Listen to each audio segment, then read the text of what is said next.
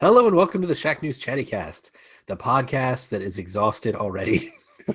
I'm, I'm one of your hosts, Steve Watts. I'm your other host, Brian Carr. And Steve, today's Chattycast, as always, brought to you by the fine folks at audible.com. Get your free audiobook and a 30-day free trial at audibletrial.com/chattycast. And guess what? If we have time later, I can actually recommend a book for once. It's exciting. Oh, that is exciting. So every week on the Shacknews Chattycast, we pick a topic, post about it in the Shacknews Chatty. That is a section of the site. I realized I do not ever explain that part. And then we talk about it in detail with your comments, hence Chattycast. Today, we are talking about E3. And here to join us talking about E3, it's our big annual predictions cast, where we wildly speculate about things that we hope to see. Today, joining us is one of the people that will be at E3 with me, is David Craddock. How are you doing, David? I'm doing pretty well. I'm excited to see Super Mario Odyssey, and then I'm going home. Hooray! You're just gonna beeline for it on Tuesday and then be like, I'm out. Yeah, I know that you have plans to the contrary, but my plan, is to the schedule that I've been painstakingly making for like a month. You're just gonna ignore that. Anyway. Yeah, you guys go have fun at your E3. I'll be at home, not at E3. Honestly, in a lot of ways, the home experience is like pretty good. I know, you don't have to wear pants. That's exciting. You can watch pretty much everything we watch. The only difference is you don't get demos given to you. But you know, anyway, we've got big plans this year for E3. We're doing our live show. Hence the if you hear me just like whimpering or anything like that, that's why, because I'm simultaneously planning a live streaming show every day, as well as our writers going to various appointments. But we're in the home stretch. We're almost done with all that planning. We're almost there. Today we're going to talk about what we are expecting to see from the show. Before we do any of that, we're going to devote almost the entire show to that. But before we do that, we're going to talk very briefly about what we're playing. So, Brian, I'll let you go first this time. What are you playing? Boy. So where to start? I think we got to talk about the big, really sort of amazing, huge game that came out in the last couple of weeks, Bouncy Hoops. I knew after that build-up it was going to be something stupid. Good sir. Are you telling me I was expecting you to say Hoops, a basketball game with one-touch controls made by the same team from Crossy Road, is stupid? No, sir. Yeah, no, I do not abide this. I do not abide your nonsense. I was expecting you to say Magikarp Jump, to be honest. Oh, we can talk about that too. So Bouncy Hoops is actually good. Magikarp Jump is not. That is a garbage video game. It is the absolute dirt worst game. And yeah, Magikarp Jump is garbage. Is what you're saying? It's not a game. It is literally you're making meters fill up, and you're making no strategic decisions whatsoever.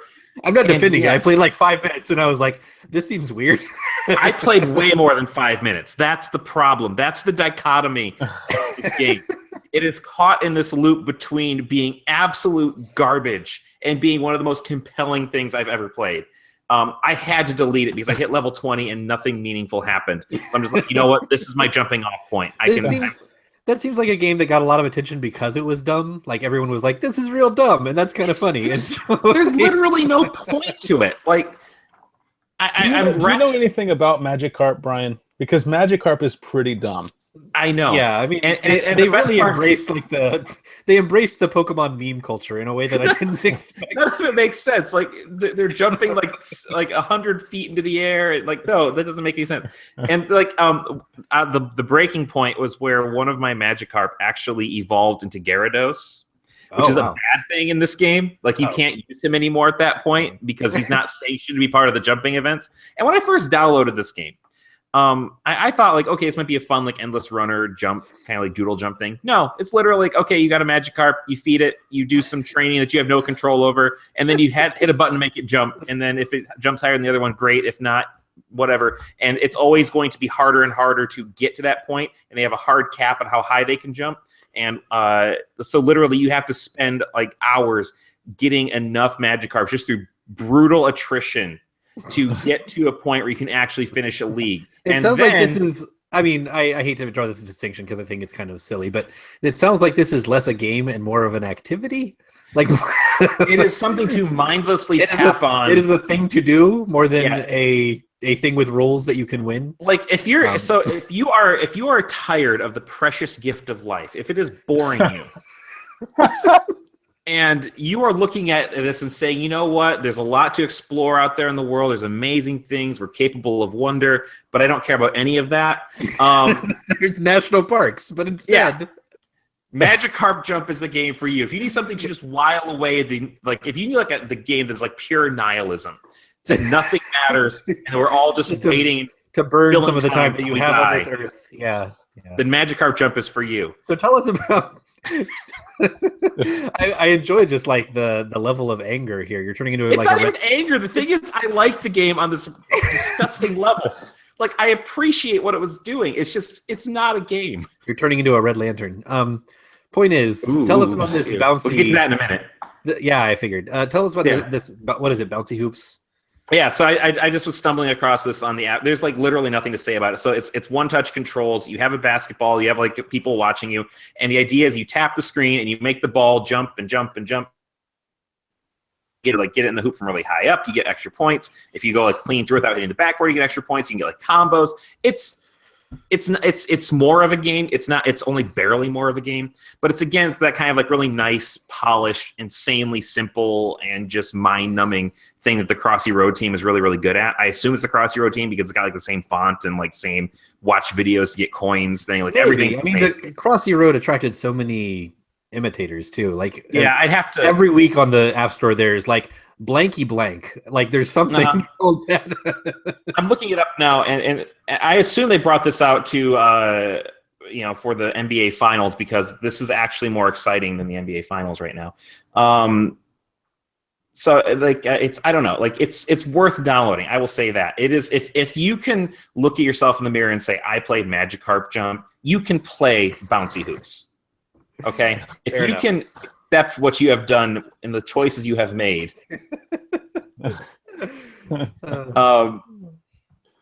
No, I don't think this is from the Crossy Road people. I'm not sure. There's like I said, there's blanky blanks all over the place. Yeah, they have one called Flappy Golf. It plays a lot like Flappy Bird or basketball. I guess that's the best way to look at it. So you mentioned, or at least you alluded to Injustice. I feel like you probably have to talk about that. Can we talk about Fire Emblem for 3 seconds? Like literally 3 seconds? I guess. Okay. I'm also playing Fire Emblem, and I like it a lot more than the last one because the characters are better. Okay, moving on. So let's talk about Injustice. You're talking about Echoes, right? Just to clarify. Yeah. Okay. Yeah, Echoes. Like the characters are better. I like the class warfare kind of thing. That stuff's really interesting to me, and like the characters are cool. So it's way better Fire Emblem game than the last one. Good. And I hope they follow this going forward, but I know they won't.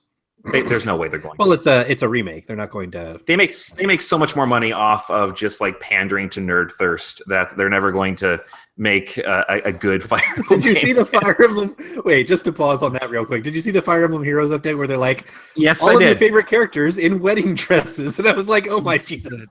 Like this is getting to like kind of a sad level of. There are moments, Stephen and David. There are moments where I look at this hobby, I look at my professional career, and I think, you know what? I have chosen incorrectly. That was one of them. Anyway, so Fire Emblem Echoes is great. But let's talk Injustice. I know you finished it. I did. I finished it twice.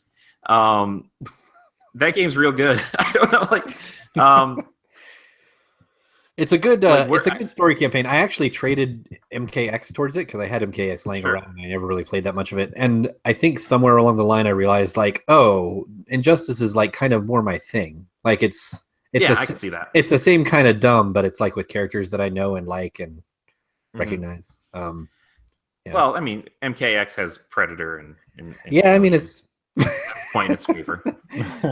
and Mortal Kombat is coming to Injustice anyway, so I kind of get both. Yeah, I'm not real happy about that, but that's another topic. So yeah, I don't know. Like, what do you want to talk about? Like, we talk about the story. David, have you played it at all? I know you have a DC Comics fandom in you. I'm a Batman fan. You're a Bat fan. Yes. Yeah. No, I haven't had a chance to play it yet. No. But I've heard only good things. This is a game. I mean, I haven't played like any multiplayer because I'm not a multiplayer guy. I'm not good at fighting games, which is why I was like, debating getting in the first place. But I played the true. story. I've played him. He's terrible. Yeah, I'm bad. But like I made it through normal mode on Injustice. I was like good enough to do that. Anyway, the story mode is a mode that if you're a DC fan, it gets some characters. I'd say it gets most characters like super duper right in ways that like you might not necessarily expect. Like I love what they did with Harley, where she is kind of a reformed criminal that's like still a little crazy, you know. Well, it references that she has a PhD too, which is nice because we forget about that with Harley Quinn. She's very well educated. She's so often just like, oh, she's Joker's mall, you know. Like there's more. No, to she's a doctor. Yeah, she's got her degree. Anyway, like they got a lot of characters really right in a way that's like really fun to watch. They got like 2 characters like crazy wrong. like Superman, everyone kind of knows how they got him wrong. It's like, oh, Superman is like a murderer. Yeah. But then they make Wonder Woman like totally fine with it and in on it. And having watched the Wonder Woman movie and really enjoyed it, I'm like, what? No. So that's the big, like I alluded to this last time we talked about Injustice. That is my biggest issue with the game. I love that game so much. I am 100% on board with it. It's just like middle school edgelord interpretation of the DC universe. I'm 100% here for that. It's like people get so mad about it. I'm like, it is not any stupider than what they did in the 90s. Okay. If anything, Injustice actually, resembles the characters it's supposed to resemble. Wonder Woman, like so you're right in that it is a very stark contrast between the movie version of Wonder Woman, who is an inspiring, uplifting hero in the vein of Christopher Reeve's Superman, who makes everybody want to be better. I think not just, especially young women and girls, but also me as a 30-something-year-old man. I want to be a better person because of Wonder Woman. And then you have the Injustice Wonder Woman, who is a sociopathic fascist. So, like, it's a hard swing, and I understand. She's fine with Superman's plan to just like, there's a prison sequence early where they're just like, as far as I can tell, just putting to death like a bunch of inmates. Yep. That Superman has unilaterally decided are never going to change. Yeah. And so now, to be fair, in some cases he's right, but I mean this is not the way to solve this problem. They have a cameo from Victor Zsasz, so that guy's not changing. Zsasz is not changing. but David, to your fandom, they get Batman and the Batman family like very right. Like all of them are correct, and Catwoman has like sort of a fun arc in the Injustice story that is like, oh, okay, like that fits Catwoman like really well, This is one of those games. I used to play a lot of fighting games. I was known as Mortal in high school because my first paid writing job in 6th grade. What? Listen, I'm saying this is my first paid writing job. This is a deep dive into David's in 6th grade. Was I need to hear about the Legend of Mortal. That's right. My mom bought me the Mortal Kombat strategy guides. No one else had them, so I would go to write them up. 50 cents per write-up. So this is my first paid writing job. I loved fighting games, but I haven't had as much time to really dig into them in recent years. But Injustice is one of those series that, like, I want to play this just for the story. And I think that, like, Mortal Kombat, the characters are probably the most interesting out of, at least for me. And then, but if you take the DC characters who have their own backstories and, NetherRealm puts their little spin on them, that interests me. Like, everything I hear about this, I want to play it. This kind of seems like a game catered for you then, because it's like the way that they got in Mortal Kombat back on track was, arguably with DC versus MK. But this is very similar to the gameplay in the new Mortal Kombat games, and that is an update of the old Mortal Kombat gameplay. So this is like mixing your loves together in a nice little stew. Yeah, and very much so. I don't know if you had anything else you want to say. Sorry. No, it's just the Bat family arcs are like what really interests me. I would probably play as those characters, and it's nice to see that. It seems like, from what you guys have said, it sounds like for as wrong as they got Wonder Woman, they got a lot of other characters that much more right. And honestly, Wonder Woman is like kind of a minor character. It's just when she is around, it's like, what? Why are you doing this? Like, it's just confusing. It's weird and incongruous. Well, they painted themselves into a corner because this is the universe they set up in the first one, and they were at least able to leaven that a little bit by having our Earth Prime superheroes come over. And so we had an actual nice Wonder Woman in there too, but they didn't do that at all with this one. So we're getting the Injustice 2 Murderverse versions. And again, like, I don't mind that. Like, we've talked about this before ad nauseum. I think it's fine. And the story they're trying to tell, it fits. Like I said, this is edgelord middle school take on the DC universe, and that's what I love about it. But it just feels like the timing is bad. Like, I almost feel like they give a redemptive arc to other characters in the game, and it makes sense for those characters to have it. Like, Flash has a really important redemptive arc, and that makes sense. But I feel like Wonder Woman really should have been the one to get it, just solely for the sake of the movie. Because you can get her gear from the movie in the game, but it seems just kind of weird having her say the things she says in that costume. That's true.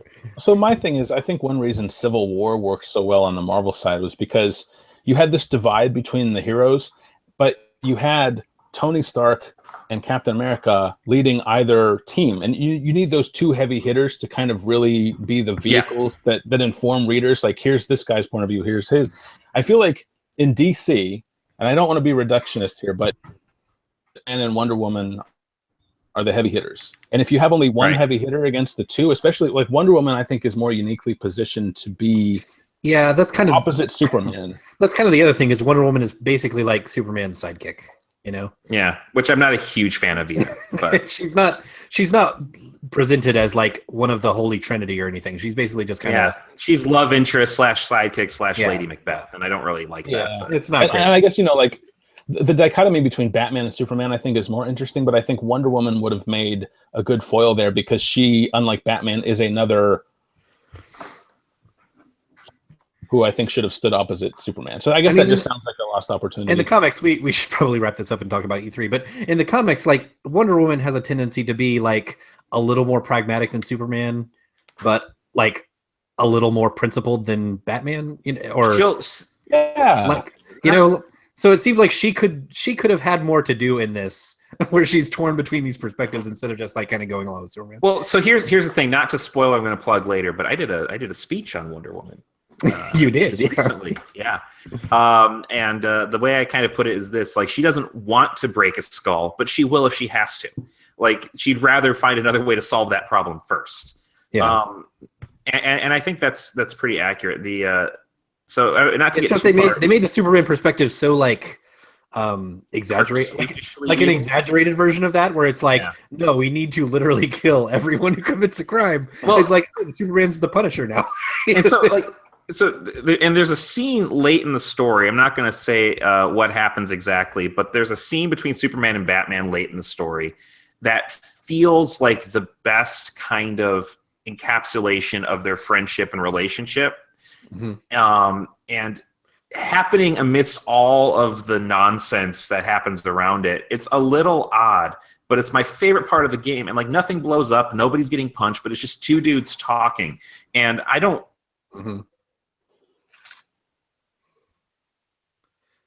Highlight is just two dudes talking to each other about feelings, about their feelings. But the other thing too, there are moments in this that it feels like, the best version of a Justice League movie, where it's like, oh, this part featuring the Flash or Green Lantern is like probably better than the Justice League movie version that we're going to see in like a few months. Oh yeah, there's some good stuff with Green Lantern in here, and I never thought I'd say that because I hate Hal Jordan so very much. But there's some good stuff with him in here. If you're a Batman fan, David, this game is for you because like most of the roster is Bat Family and Bat Villains, which I'm not 100% okay with. There's some characters I would have loved to see that got cut for characters I think don't really have much business in there. Red Hood, but. The DLC is looking kind of interesting. The most recent update put out the silhouettes for the characters, and we know that we're getting Raiden, which we're getting Sub-Zero, whatever. But we are also apparently getting Atom, which I'm really excited about because and the way they revealed it, they haven't said it yet, but one of the silhouettes is very, very tiny. It's just a very, very tiny man. And that's hilarious, first off. But second, like the thing I love about the Injustice games is that they get the power sets of these characters and they just go hog wild with them. And like I'm just like thinking about what his super move is going to be and how they're going to play with him growing and shrinking, and I'm just getting all giddy. I cannot wait for them to reveal him. So I'm going to stick with this game for a while, even though Tekken 7 looks super tempting, and I might still get that too. This is going to be my main fighting game for the foreseeable future. Yeah, it's worth checking out. Is my point. And the other cool thing too, never forget, it plays itself. So if you don't have a lot of time for fighting games, right. you set up your AI fighters, you let them go. I've been leveling up Atrocitus. I love Atrocitus because he hates the world most days and also has a psychotic house cat for a friend. I can identify with at least half of that. So he's great. So I've been leveling him up and getting his gear without having to do anything. It's fantastic. Yeah. So let's move on to our E3 predictions. I figure the easiest way. David, did you have anything that you played? Or? Yeah. No, not really. No, Steve doesn't care anymore. He doesn't care about me and my feelings. My wife and I have we've worked through almost all of the Souls games together, and right now we're kind of chipping away at Dark Souls 3. We're having fun with it. It's difficult to play that game to coordinate co-op with friends, though, because the way that game works is every time your odds of being invaded dramatically raise, and so more often than not, like we get ready to play and then we summon one or the other. We're doing and like fight off some dude who's trying to troll us. But when things do go smoothly, we're having a lot of fun with it. Great. Cool. Sorry to have cut you off, David. It's fine. But E3 predictions. I think the easiest way to break this down, and the way that we usually break it down, is by sort of loosely chronologically by which company is presenting first, second, third, blah blah blah blah, and then we sort of go into random miscellaneous stuff that we expect to see. So let's stick with that plan. First up this year on Saturday, because E3 is slowly growing like a blob that's eating everything in its path in a 50s horror movie. So first up is going to be EA on Saturday, and that's because they have their EA Play event tied into it. We more or less know what EA is showing. I think we know Madden, FIFA, Battlefront 2 is probably going to be a very big point. So what are you guys expecting to see out of EA this year? I'm interested in Battlefront 2. The first one seemed like a good game, but without a campaign. I'm just not really into competitive first-person shooters. Especially not on the console, just because I'm terrible at them. But I will play through single-player campaigns, and this one's supposed to have that, so I'm interested to see what they've got in store. Yeah, I think that's the big marquee item. I think you'll see some interesting stuff out of Madden because they're doing a story mode this year too. But the Star Wars is the show. I also expect to see them really announce their support for Switch, like really come out with it. And I've already kind of envisioning how that's going to happen. Right, the room's going to go dark, and all of a sudden you see like one raised fist on the video screen. It's going to slowly extend a middle finger. That is the extent thing to handle their Switch support, because we're already seeing that they're going to give the lesser versions of these games to the Switch, and I think that's all we can expect. So that's really my take on EA. Yeah, I mean I don't know. Like it feels bonkers that they wouldn't like support Switch more now that we're seeing it blow up. Like, I can understand being cautious when you didn't know how it was going to go, but now it's like, yeah, it's getting big. So not to go off on too much of a tangent, but even what was it earlier this week, Steve? Capcom announced Mega Man Legacy Collection 2, and not for I have Switch. a rant. I have Switch. an entirely separate rant about that. Maybe I'll save it for later in the show. We'll get to that. I was just that's the sort of thing. Like, yeah, at this point, the that should Switch be on version Switch. is it's crazy. I mean, most things should be on Switch, but especially a game that like seems like it's made to be portable. EA is not as surprising because a lot of their stuff is like, oh, it's the next generation graphics pushing, blah blah blah blah blah. But here's whatever. the thing: I feel like 2K is getting behind the Switch version of NBA 2K more, based on some of the early promotion we've seen.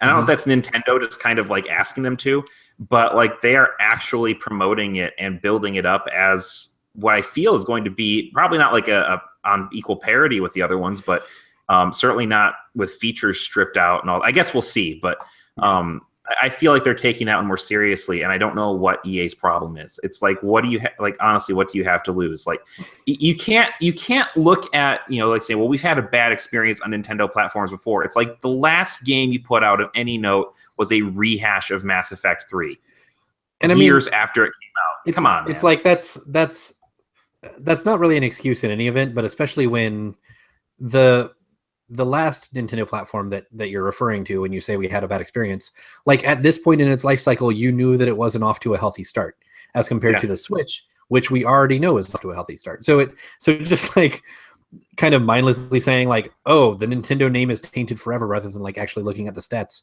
I don't know what reasonable business would like actually do that. Well, I think the problem right now lies with EA. When the Wii came out, and granted that thing was a phenomenon, but EA homogenized then than they do now. EA actually would splinter off teams to do Wii exclusive games like Blocks, I think it was called. Whereas now it seems like they're Boom Blocks, yeah, Boom Blocks. The Steven Spielberg game. That's right. Steven Spielberg presents Boom Blocks, but now they're just like we're losing a P from EA. Like they kind of shuttered Dead Space. They're just going all in on the sports games and everything on next gen. Yeah, that's sort of my. David, you're touching on something that I kind of wanted to bring up as a general topic of discussion here. Is that like, what does EA really have to show to surprise us? They've got a bunch of known quantities.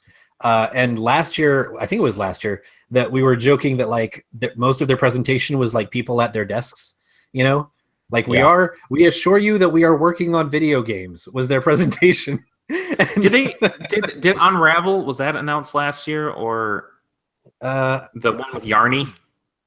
Didn't that come out? Yeah.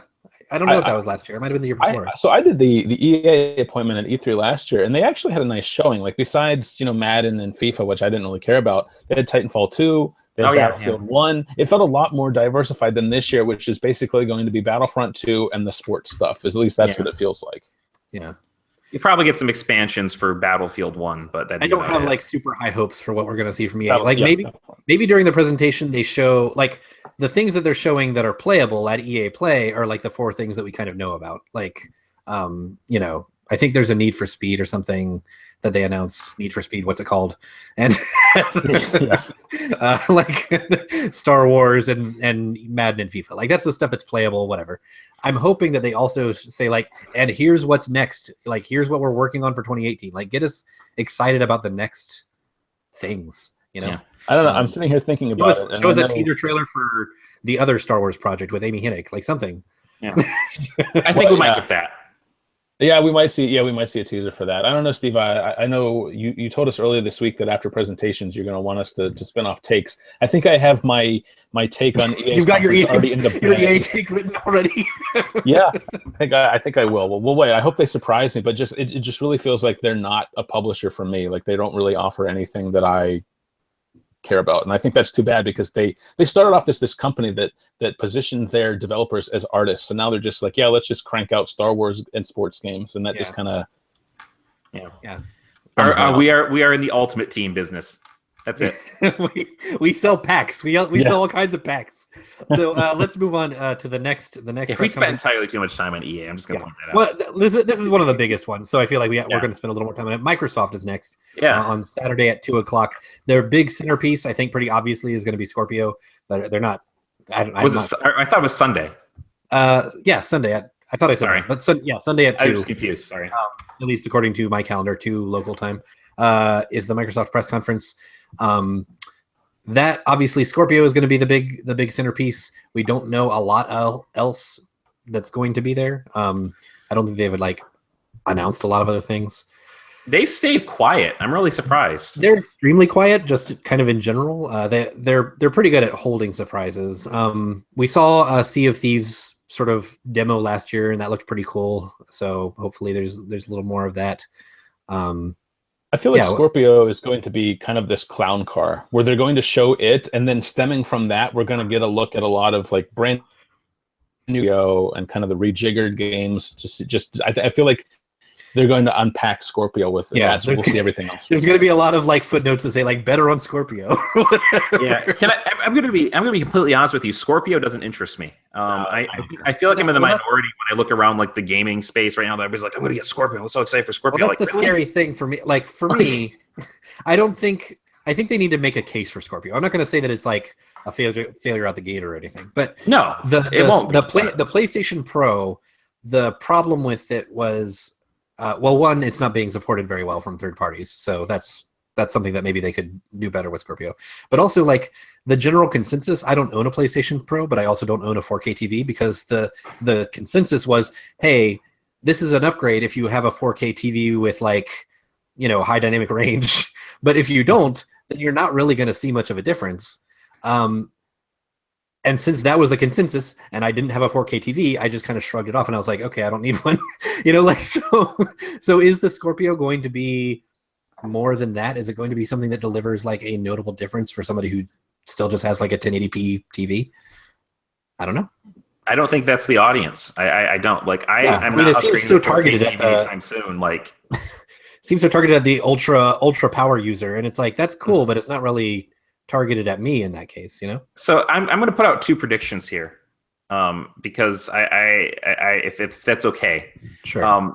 I think I think we're going to finally see a guarantee that Cuphead's going to come out. I hope. No, you're probably right. I just think it's funny that that's a wild prediction. Insane. It is insane how long it's taken this game to come out. Like I either think if it's not getting an official lockdown release date, as in it's available like as soon as the show's over, it may never come out. Nope. Two, Cuphead and Half-Life 3 are gonna be. And I'll tell you right now, I want to see Cuphead more. But again, like I'm trying really hard to just be like the black sheep of the Shacknews family. I guess. Two, I think Battletoads. I think this is finally the year. Finally the year for Battletoads. I think so. What form of that? You never know. There are like appointments. It doesn't for matter. All we know, it could be that because the way they handle a peek behind the curtain, the way that publishers handle appointments when they don't want things to leak is they just call it unannounced. So there are like a couple of Microsoft unannounced slots that, for all we know, could be Battletoads. But like that's like the least like helpful revelation that there are things called unannounced in the schedule. But sure, yeah, Battletoads. We'll say that's one of them. Why not? I think that would be cool. I think we might also be nearing a time where we're going to see a teaser for another Halo, and I guess that's why like I can't really muster Microsoft because I don't really care about their exclusives don't really do anything for me, and I'm not planning on getting a Scorpio, so I have no expectations or predictions for Microsoft. Yeah, there's one exclusive they could mention. It's the year for Halo, though. They were doing like switch offs between Gears and Halo, but we've seen nothing of Halo at all. So I don't know. The one exclusive they could mention that would get me 100% excited and make me actually play games on my Xbox One again, because I have not in maybe a year, is Sunset Overdrive 2. That's the one thing they could announce that would get me excited. That'd be pretty rad. I would even consider maybe upgrading to Scorpio to see brighter brights with Sunset Overdrive. That's one of those games that would make me consider doing it. Here's a quick question, and we can move on pretty quickly after this one because we have lots of other press conferences to get to. But it sounds like we don't really know what to expect from Microsoft, and that's kind of a good thing. And hopefully they make a good case for Project Scorpio. But you mentioned Halo. Do they take an extra year off from Halo? Because Halo 5 I think they should. Didn't really move the needle. They're on this cycle of Halo Gears, so it's Halo's turn. So, but at the same time, it feels like Halo doesn't have the same market cachet as it used to. It doesn't. I think we'll get maybe a teaser or an announcement this year, but it's not going to be a 2017 release. So teaser for 2018, basically. Yeah. Yeah, I could see. Taking a page out of Sony's playbook from last year. Like, these games are coming, not this year. Look at all of these games coming 2018. Maybe. Yeah. So Microsoft is a big question mark for the most part. It sounds like. But that actually raises an interesting question. Is Microsoft banking on hardware rather than software this year? Because I'm kind of I racking think my brain. Scorpio is going to take up a solid like half of their presentation or something. It's going to be. But I mean, for this holiday, they did the big like specs dump on Digital Foundry a while back. So for like specs nerds, that was a lot of information. But to the average consumer, I don't think they care about like the numbers. They want to see like what is the difference. Like show me what the difference is.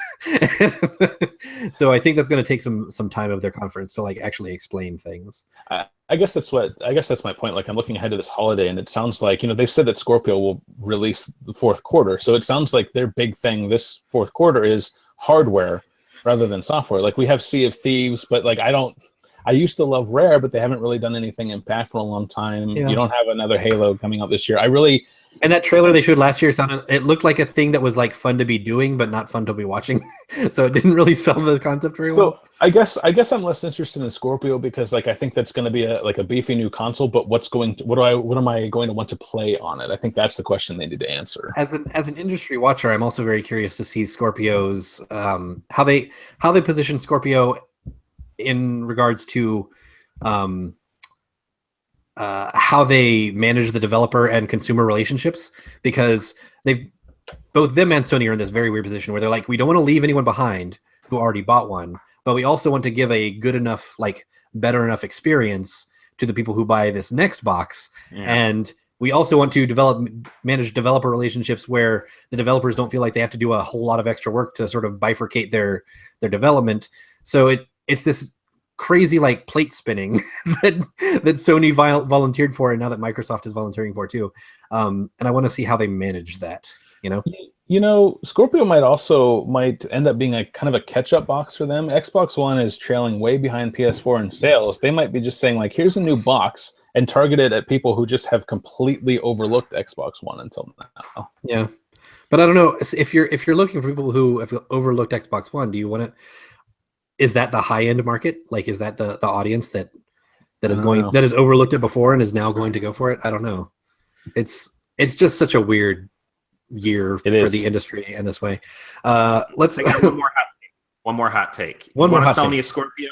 Here's what you do. You want to sell me a Scorpio? Sensitive. When I started up, I should hear Albert Brooks asking, "You ever see a man say goodbye to a shoe?"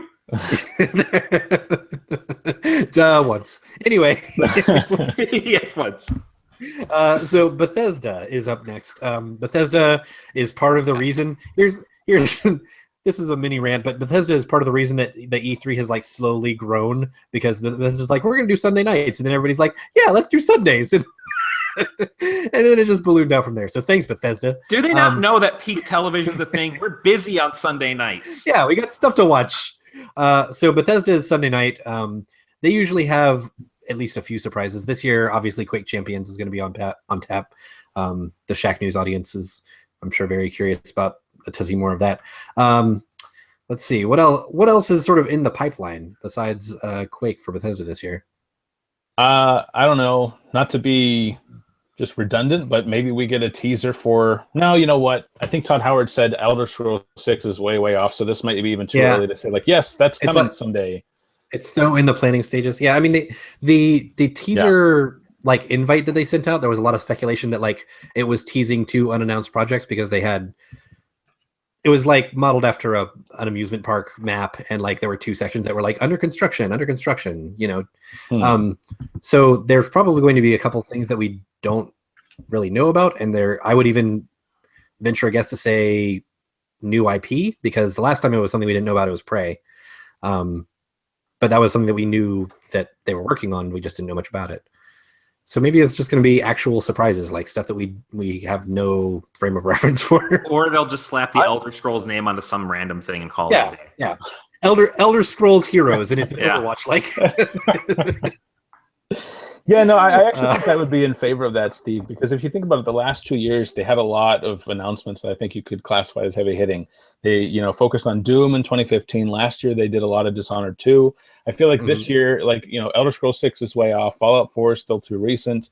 Doom is out. Quake Champions, Quick Champions, I'm not really interested in hearing more about because like there's been so much information on that. People have been playing the beta. They've rolled out a lot of trailers. I feel like that's a known quantity. So at this point, I think they kind of have to give us something new. I mean, to give credit to Bethesda, like they figured out how to put on a really good show really quickly.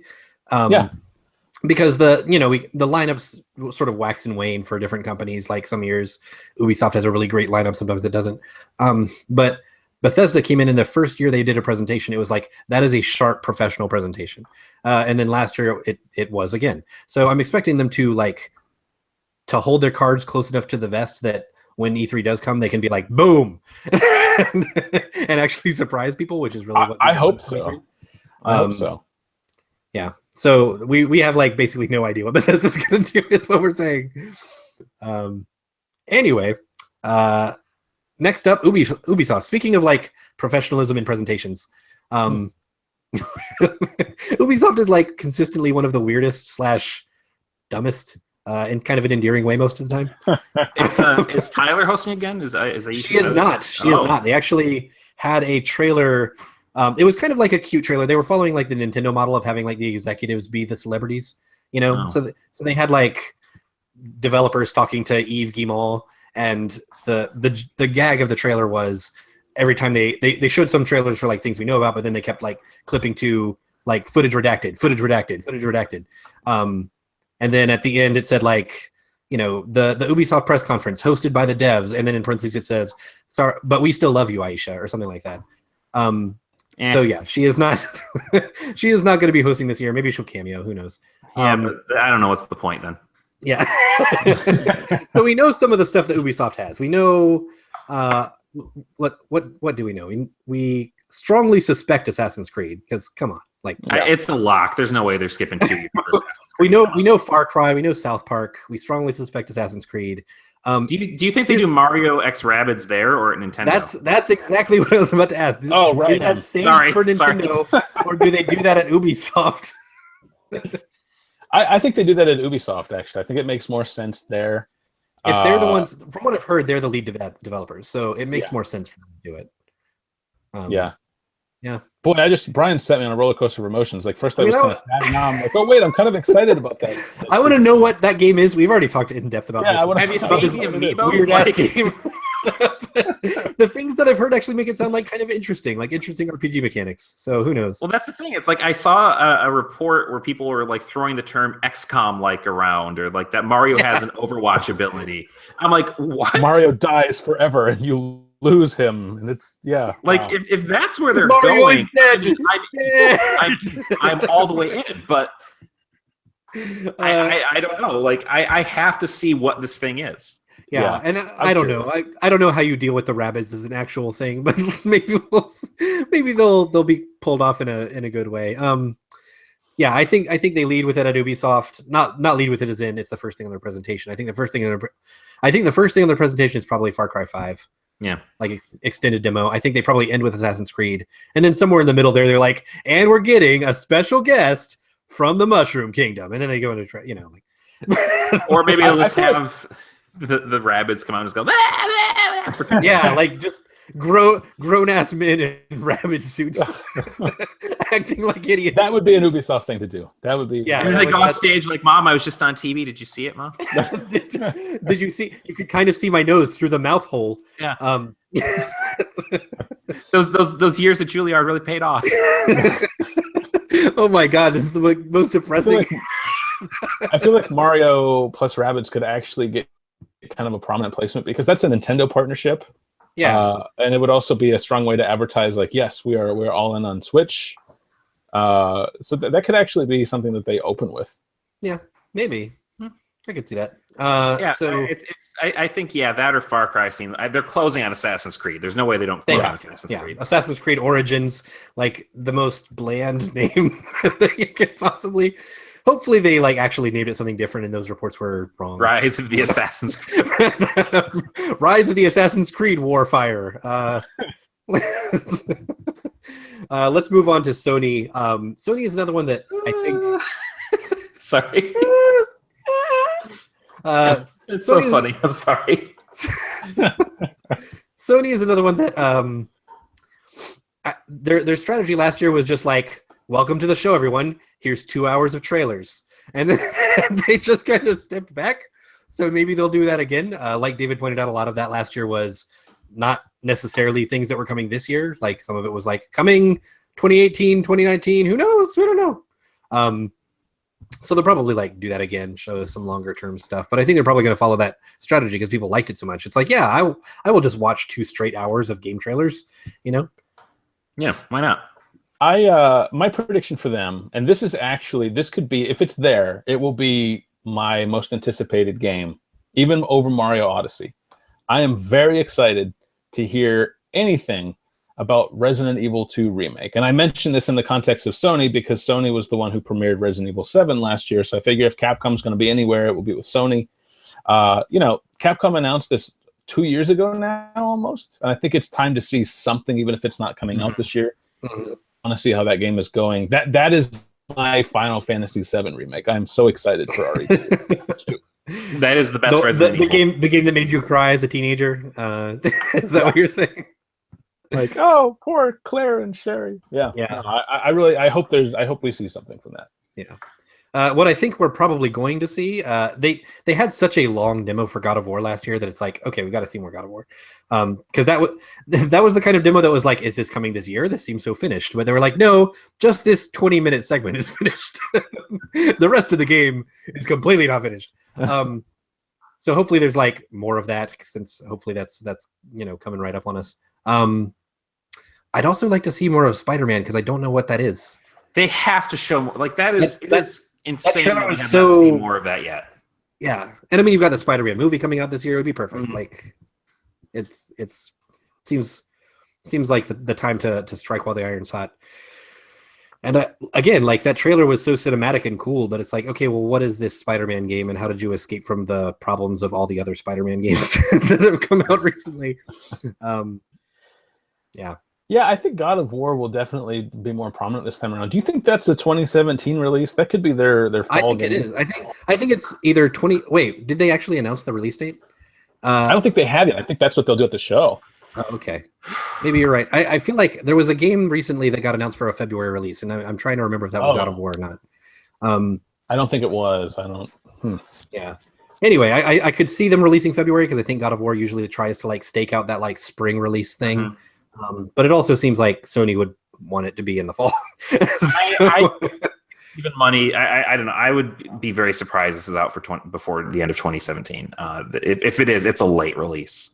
Yeah, like the day before Black Friday, they're like, okay, fine. Yeah, or maybe the first week of December. Like, yeah. I will tell you though, that is the one game we've got a 19 gig day one patch. It adds 3/4 of the game. But that is the one game my wife asks about. Like she knows like E3's coming. She's like, are they going to talk about God of War? I'm like, you're like, yeah, yes, probably. Yeah, so, probably. Steve, I have some breaking news here. I was Googling on my phone to see if I could find a release date. Apparently, there's a huge God of War poster going up, and there's going to be a 1-hour God of War presentation. What? Oh, yeah. So wait, in the midst of the it's something. It's the E3 Coliseum. I don't know. Oh, okay. This year. Yeah. So it seems that's going to be kind of a cornerstone of E3 Coliseum. Just to clarify for people who might not know, that's Jeff Keighley's like public E3 thing. Okay. Yeah. That's like the thing that's open to the public. So, yeah. Anyway, all right. So Sony, just a lot of trailers, probably some God of War, hopefully from some Spider-Mans. Do you think they're going to do any more Final Fantasy? Like, I think they're going to show Kingdom Hearts. I think that's. I don't know how you. Yeah. The Kingdom Hearts would be good. Like that would actually like finally satisfy some people. Square's going to show up somewhere. It's going to be at Microsoft or Sony. I feel like Sony's the easier bet. I don't know how you tease more. I don't know how you tease more Final Fantasy VII right after Square has been like, hey, the guys that were working on that fucked up, and we're pulling the project away from them. Like, that's, what if? I don't know how you build on that. One thing that just occurred to me, and this isn't really related to Sony or Microsoft, but I bet it appears at one of them. I don't even remember the name of it, but that Tomb Raider name that was leaked. It seems like we're about due for a new Tomb Raider, and And that's probably going to be at Microsoft or Sony, more likely Sony. And I'm going to shriek and clap as soon as it's announced. I don't remember what it was. Was it Shadow of the Tomb Raider? It doesn't matter. Generic name. Just more Tomb Raider. Whatever terrible name they literally call it more Tomb Raider. Brian's in. I'll be at Best Buy the next day. Can I have one more? I would like 7 more Tomb Raiders, please. Anyway. That could actually be Microsoft, since Rise of the Tomb Raider had like a 1-year lead on Xbox. Oh yeah, that's right. They did. Yeah. Weird. I wonder if Sony locked it down though, because I feel like it might have sold better there. So I think it did. Yeah. So we've got one big company left to talk about that's near and dear to our hearts, and that is Nintendo. They do not have a normal presentation, like stage presentation. They have their Nintendo Direct Treehouse thing that rolls right into their Treehouse like interviews and stuff like that. They're basically doing the media's job. Like, we don't need you, media. So what do we expect from well, I was about to say, what do we expect from Mario? The big thing we expect from Nintendo is Mario Odyssey. So can we talk for a minute about how short this thing is? Like, yeah, they're saying the presentation is only 30 minutes. No, 30 minutes. 30 minutes. What? That's the speculation based on what they've said. 30 minutes. That dumb Pokemon thing was 8 minutes long. That's a third the length. You know what though? That's kind of in line with last year. Last year, their big thing was like the Breath of the Wild trailer, and then like a 20 about it, and then they just rolled right into Treehouse. I think. Well, that's the thing. Like Treehouse now, they've and you know, I love you, Nintendo, but damn you for doing this because it makes her jobs a lot harder. Like they've like sort of scattered announcements throughout Treehouse, you know, and so they say like, oh, our main presentation will be 30 minutes or whatever, but then like for the next like 3 days, they'll just like litter little things in. And like I said, that makes their jobs much harder. They want you to watch their presentation all day, every day, when you should be watching the Shacknews presentation all day, every day.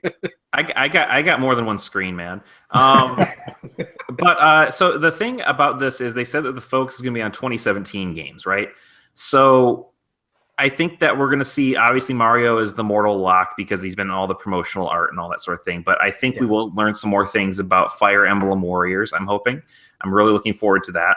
I'm also hoping we'll get some like crazy eShop surprises. I'm hoping we'll learn something about like the GameCube backwards compatibility or if they're going to do some ports. What did they surprise us with at this point? Like we've got the Zelda, we've got the Mario. Those are the two big things. Punch Out. Okay. No, they're not going to do Punch Out, but. I was thinking like Smash Brothers would be big. Like having any kind of Smash tease. Yeah, they'll do a tease maybe, but like we're not going to get a new Smash or any port or anything this year. They've got enough stuff that would just basically be suffocated as Smash. They can sort of start to outline like what Animal Crossing and or Zelda on mobile is. That would be nice to see. I don't think they're going to focus too much on mobile. I really don't.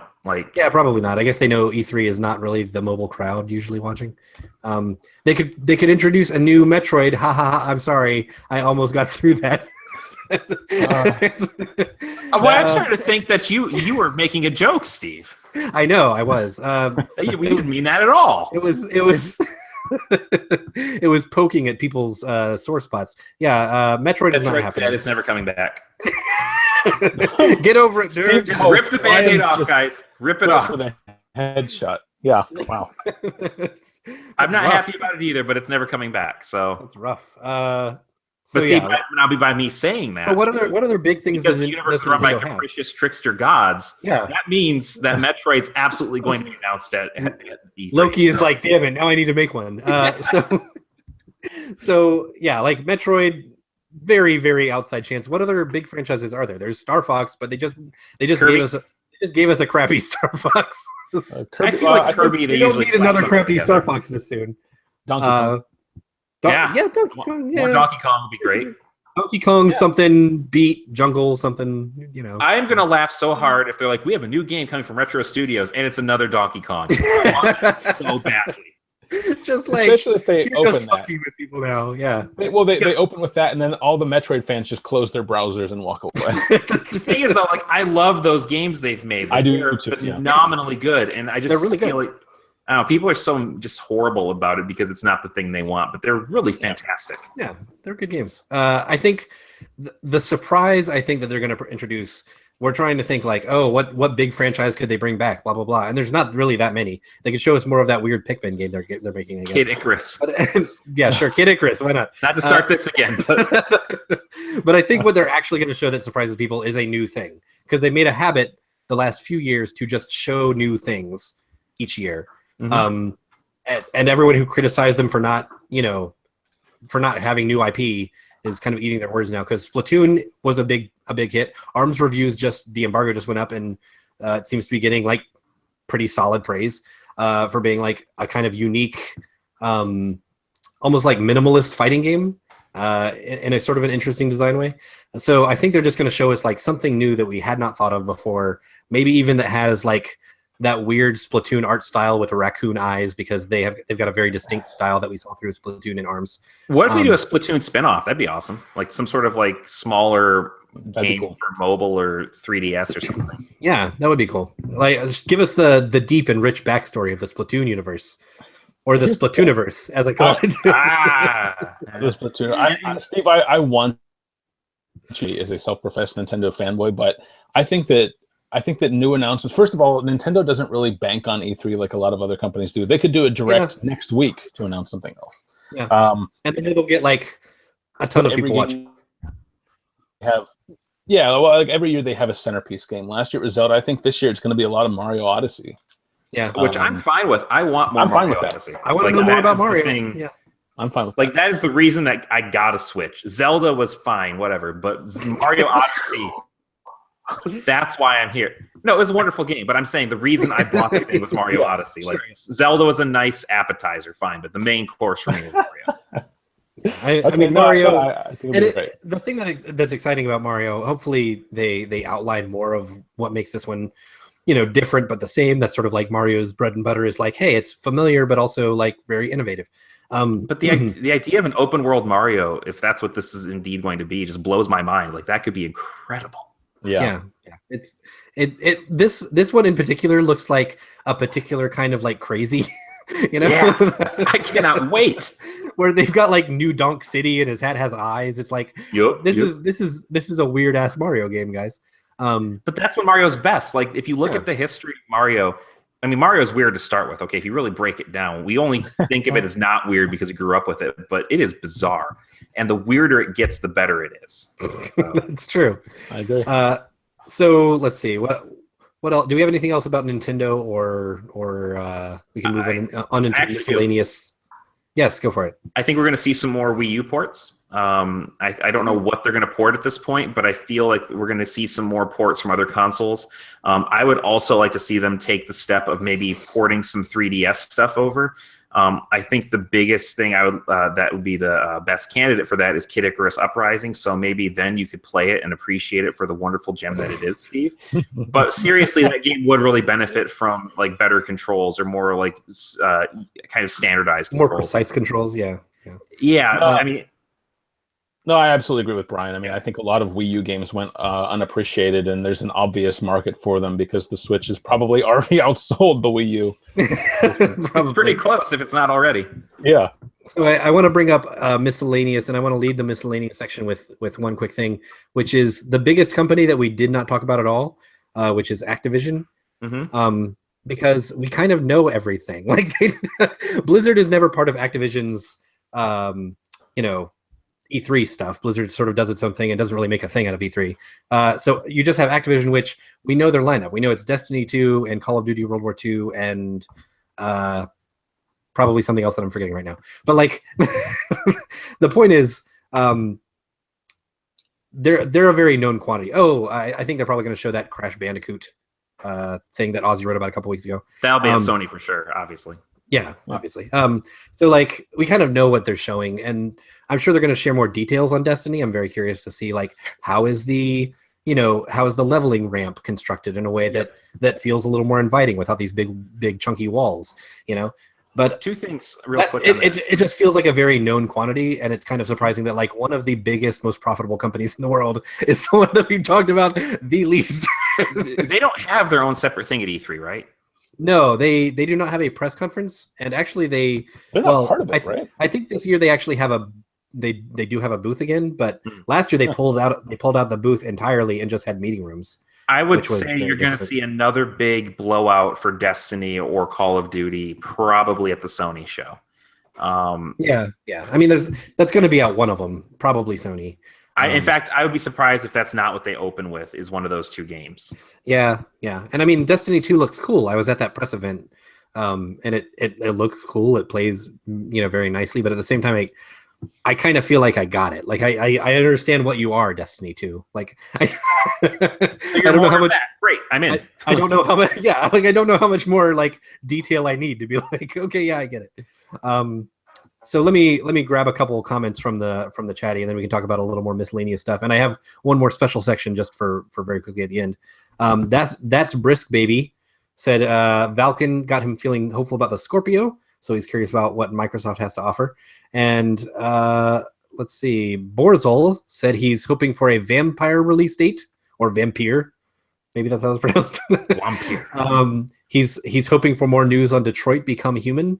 That kind of odd trailer, I think, from Sony's conference last year. And Death Stranding stuff, which just by coincidence, I think today I saw a headline that Kojima said there is not going to be any Death Stranding stuff, because they are not making a game; they are making trailers. Yeah, he doesn't know what that game is yet. We're not going to see anything on that for a while. Yeah, I want all of this to just be like a mobile match 3 game. That's all it is, with very high fidelity cinematics. And it doesn't even make sense because Sony's financing it like that. But that would make no sense. But it should only be on Sony phones. I think that's where it comes in. Like you can only get it on the Sony, on the Xperia. Whatever. So he also mentioned From's new IPs, which I don't even know what that would be. David, maybe you have more insight on this because you're a From fan.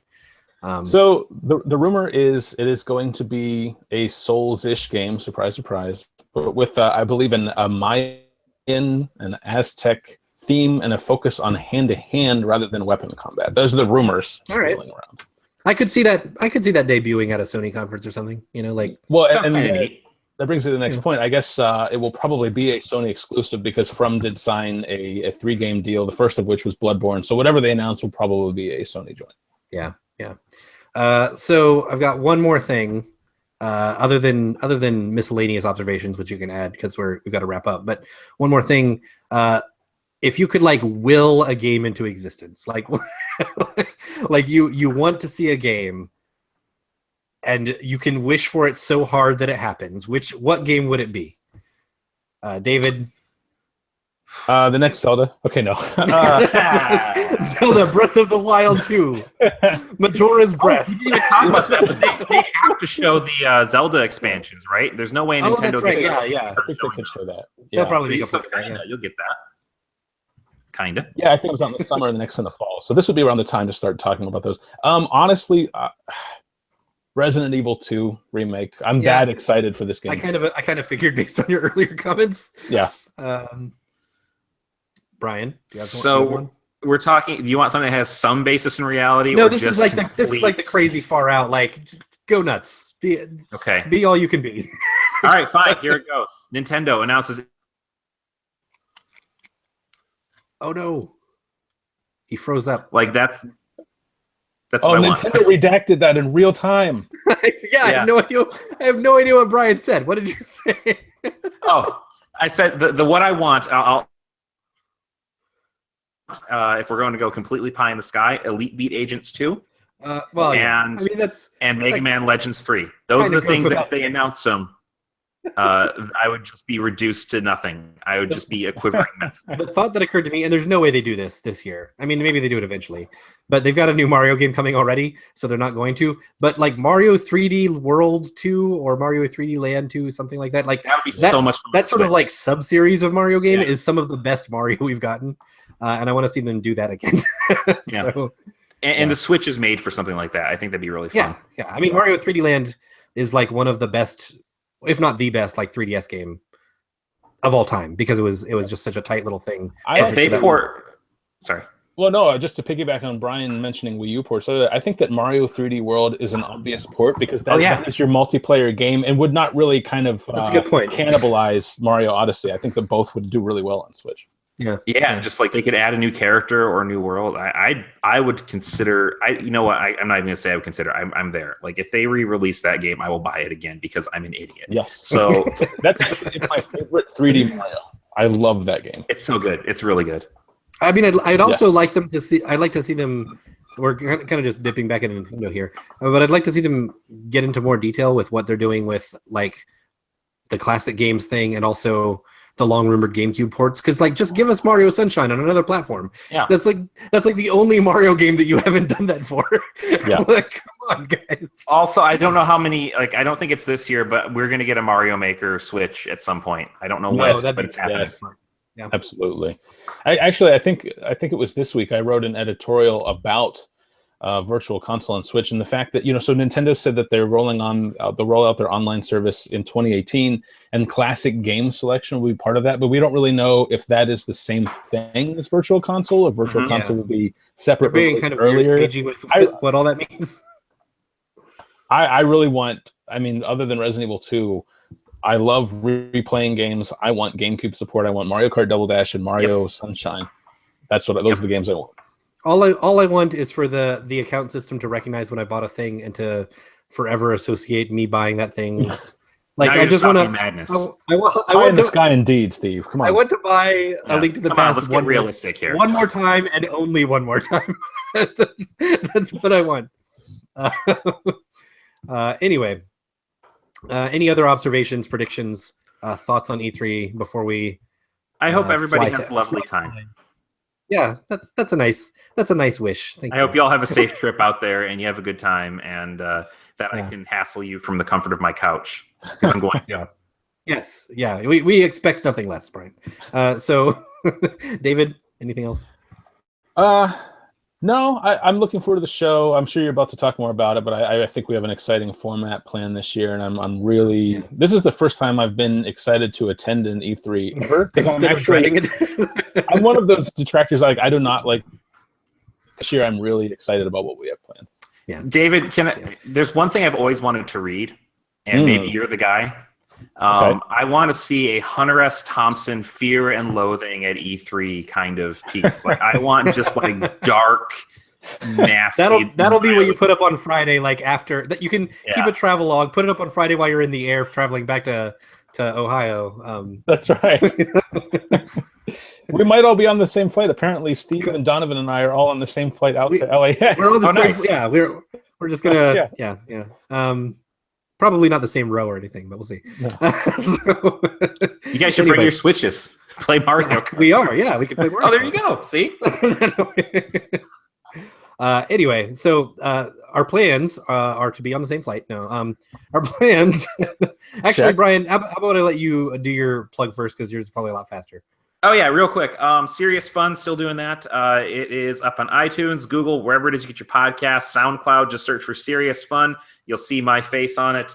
The episode I just did was actually from a talk I gave at Wonder Woman Day at the local public library.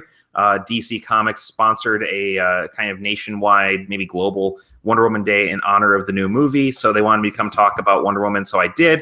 It was a lot of fun. Honestly, one of the highlights of my academic career. And that is up on the podcast now. So you can go and listen to it and learn a lot about Wonder Woman and why she matters. So cool. Super fun. So David alluded to our E3 plans. We've got pretty big plans. If you've been keeping an eye on the site, you kind of know this already because we've been talking off and on about it. But and I mentioned at the start of the show too, actually, that we have a live show planned. Basically, this year we are still going to some appointments. We still have some of those scheduled, but we're de-emphasizing those in favor of having people come to us and having the show just constantly at our booth. We're running a constant show all day, every day, from the start of the show on the floor to the end of the show, and then about an hour-ish post-show at the end where our writers get together. The main show that lasts all day is going to be featuring like an actual host, like a professional, not just like me. But the writers, us writers from Shacknews are going to be like sitting on those interviews as sort of like rotating co-hosts. We've got some cool things coming. We've got like I think Cliff Blazinski is coming by for Lawbreakers, Igarashi for Bloodstained. Oh wow! So we got some big gets, is what I'm saying. We got some cool stuff. I definitely want to see that Igarashi.